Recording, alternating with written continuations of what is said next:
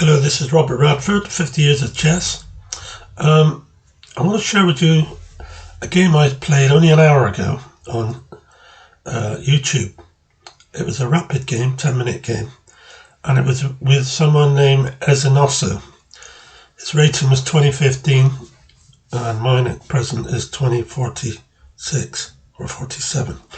It was an interesting game. It's a French defence. And I think it's one that players lower level and higher level would find quite interesting. So I was white, and this is where it went. It's the French defence, d5, and I decided to go for the Tarish variation of the opening against the French defence. e5 and then knight d7. And what happens is black then tends to push c5 and put pressure on the d pawn. So I put my bishop at d3 there to c5 pawn, and I just play c3, so if I'm attacked I don't have to go back. I can go back down to the queen side with the bishop and still keep that b1 h7 diagonal in the scope of my bishop. Put the queen out, putting more pressure on that centre, so I put the other knight out to defend that. Now why did I play knight e2 and not f3? That's so that if he plays knight c6 to add yet another attacker on that d pawn, then I can flick the other knight on d2 to f3, whereas otherwise I wouldn't have been able to do it. There you go, he's done it and I did it. So I have 1, 2, 3 defending the d pawn, and he has 1, 2, 3 attacking. So I'm okay. He takes, I take, and as you can see, he's not taking anymore. He plays the bishop out with a check. I block that bishop check with my own bishop, and then he plays a5. So I just castle, I carry on my development. He takes, I takes, and knight into b4. He would dearly like to get that bishop off of me, but I will not allow him to do that. I'll just play bishop at the b1, and then I can kick the knight away with a3. If we look at this position and just assess the position, white's position is superior. I have a 1.7 plus against black's position. He's not got his bishop developed at all on c8, plus he hasn't castled yet, so he's behind on development. He's now played f5. Sometimes he play f6, but f5 has been played here. So I'm first looking at playing a3 before I do anything else. Whenever an opponent's knight gets in close to your pieces, you really need to drive it away, because it's so easy to miss one of the squares. If you look at that knight, it has effect on a2, c2 and d3. 3 places where I could easily make a mistake and that knight would pick up on it. So let's drive the knight away. Always remember that if you can get rid of a knight, get rid of it. Don't let it stay in your domain for more than necessary. Now I'm going out to knight to, after some consideration, I went out to knight to g5, attacking this d pawn. I know he can defend it with the bishop if he moves the knight away, but it's important because it allows me to play f4 to anchor the centre, which is what I do. He's not kicking the knight away yet. He's decided to go to b6 with his knight first. So I've still got a bit of time there. Now I play g3. This is so that if I need to, I can move my rook on f1 to c1, and I even move my queen away, and it will still be supported. The pawn that he's attacking will still be a pawn that would be supported by another pawn. So he's gone back with his knight on c6 to e7. I'm not sure why he did this. I would have expected him to play bishop d7, but I'm not sure. I don't realise at all what he's trying to do. So when that happens and you just don't understand what's going on, just carry on developing. So now he plays bishop d7. Now he's developing this bishop. So we need to make some ground here with pawn takes pawn, queen takes, get the queens off, and now we got a better picture of what's going on. There's more space now. Black's position is cramped compared to mine. And I have the rook on the open A file. So that's good. Immediately attack the pawn on b7. He can't move it because he loses bishop. And if he plays bishop into c6, that would be making the bishop become a pawn. So he's decided to go behind the pawn with a rook on b8. So, what do I do now? I'm pushing the pawn on. I want to get that pawn into that square to stop knight to c6 and driving my rook away. So he's going to do it a different way by going knight to c8, but not until he's driven my knight away. Here, on h6. So I moved the knight back. Now he's driving my rook away, and I brought it all the way back, and he's brought his knight into b6. So he's got a place he can go with that knight on c4, so I have to make sure that that's not possible by bringing my knight back to d2, so that prevents him to going in there. He will lose a pawn. So he's now offering a rook exchange, and I take it because I don't see anything better. So he's gone knight takes, and it's also put his knight on the back rank, meaning that he loses a square. He's got to come back again after, and that gives me a tempi where I can now move my knight to b3, and we're starting to put some pressure on his queen side, which is what I want to do. Now he's brought the knight back out, so you see he went back, come back, 2 moves while I make 1 move to improve my position. So now I'm hitting that weak A pawn, which he will have to defend with bishop to c8.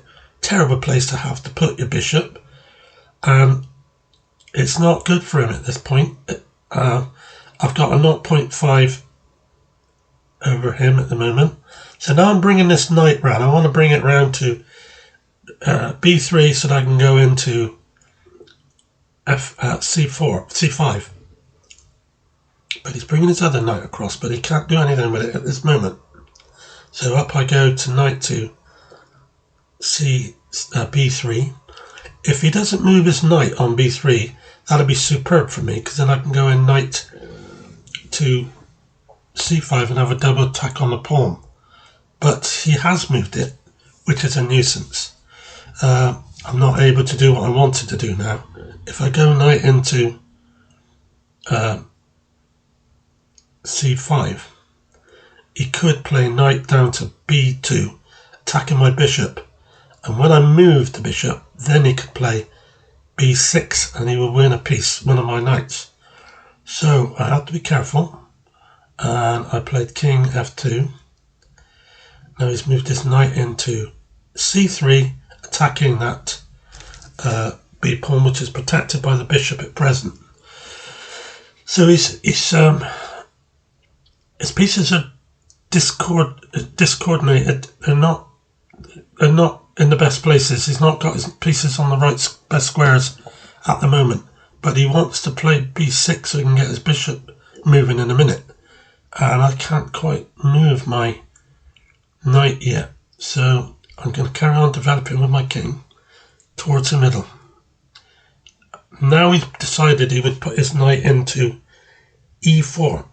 It's a great place to have a knight, but it's not doing anything really there. Everywhere he moves at the moment, he's only got one place he could move it where it wouldn't be taken, and that's where it come from on c3. So that's a good sign for me. So I now pushed b6, which is great, because now the bishop cannot leave that c8 square without losing that pawn, and he's got no other way of protecting it. So knight into b5, c5. This was my plan to win this b pawn, but he's taken it, which I expected him to do, but it did get rid of his very strong knight that he had on e4. So he's now coming into c6. And if you look at the situation, white stands better. I've got a 3.8 advantage, plus advantage against black now, because I'm going to create a passed pawn after knight takes, knight, pawn takes. That pawn is passed. That's a winner. That pawn there is a winner. But you never remove it until you really, really have to. Because the moment you move a pawn that's connected, it becomes a weakened pawn. And that weakened pawn is there to be taken if, say, for instance, a king is nearby. But when it leaves it connected, you leave it to an opportune time to push it when you know it can't be captured. So king into d4. He's blocking off my passed pawn. But look where his bishop is. It's acting like a pawn. It's not good at all. So I've moved my bishop back one square, and he's played g5. So he's going to try and make a break of some kind over this side. So I move my king back, and now he makes a mistake. He's gone into king g6. Why is it a mistake? I'll give you a second or so to have a look before I explain.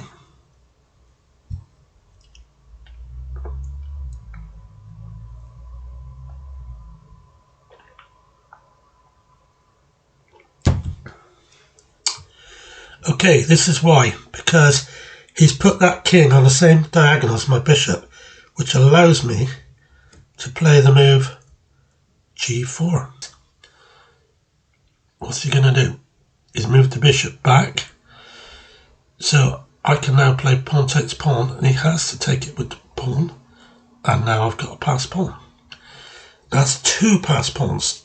The bishop can stop one, but it can't stop both when they start to roll. So I've now gone to 6.7 plus situation. We've got the same amount of material, bishops on the same squares, but I have two passed pawns. That's win all day long, it should be.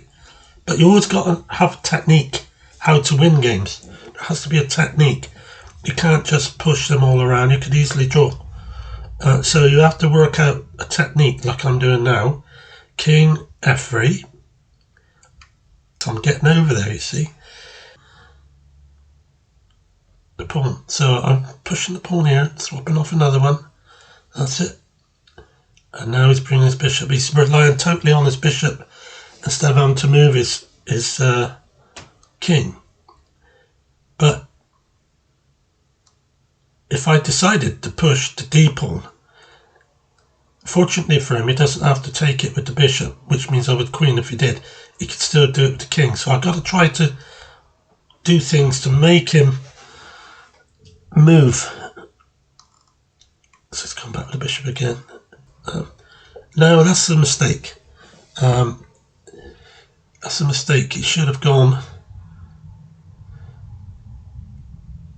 anywhere but there, because I can now get that vital move in on king h5. Now he cannot do much except move his king to h7 and g7, and his bishop to c8. That's his moves. I've reached a point where I know exactly what moves he's going to make and can dictate that he moves where I want him to now. So he's gone back because he don't want to move his king. He would lose his pawn in a minute. So now I'm threatening his pawn on f5. So he's protecting it with the bishop, but as I reach 14.4 plus win advantage, he moves his king back in line with my bishop, which is great because that gives me the tempi I needed to play bishop takes pawn and bishop takes bishop. But I've got b7 and the bishop cannot get back now, so he cannot prevent me getting a queen, which is a one game for me. So there you are. I hope you enjoyed this game. this guy was a decent player, but he made a few mistakes when he shouldn't have, and it cost him. So thank you very much for watching this. I hope you've enjoyed it, and I'll share some more chess with you very soon.